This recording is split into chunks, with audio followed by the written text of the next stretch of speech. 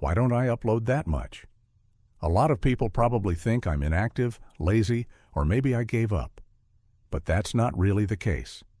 The truth is, I'm trying to learn many different skills, not just one thing. I want to explore and understand different creative and technical fields, things like coding, video editing, 3D design, Blender, DaVinci Resolve, and even game development. The problem is, my laptop is not the best for this kind of work. Sometimes software runs slowly, sometimes rendering takes too long, and sometimes I can't even test things the way I want. It can be frustrating, because I have ideas.